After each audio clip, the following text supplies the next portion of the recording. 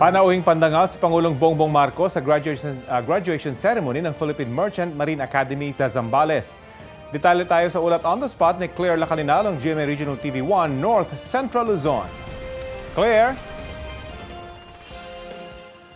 Rafi, aabot sa 224 na kadete ng Philippine Merchant Marine Academy ang nagsipagtapos sa San Narciso, Zambales. Si Pangulong Ferdinand Marcos Jr. na panauhing pandangal at speaker ang mismong nanguna sa pag-abot ng diploma at medalya ng cadet graduates sa 200 commencement exercises ng PMMA Madasiklan o Magigiting na May Dangal at Simbolo ng Kawal ng Karagatan Class of 2023. Sa kanyang mensahe, pinasalamatan ng Pangulo ang katatagan ng loob at sakripisyo na ipinakita ng PMMA graduates sa panahon ng pandemya. Binigyang diin ng Pangulo sa mga nagsipagtapos na maging daan ng panibagong yugto ng kanilang buhay para sa matinding determinasyon na magsilbi sa bayan. Ginawaran ng President Saber Award ang class valedictorian na si Allen Humamoy.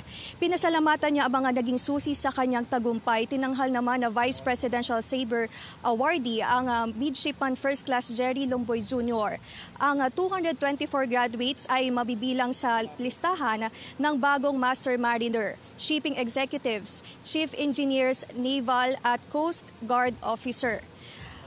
Rafi, nanawagan ng Pangulo sa mga concerned agency na makipag-ugnayan sa PMMA upang mas malinang at mapaigting ang maritime education. Yan ang latest dito sa San Narciso, Zambales. Rafi.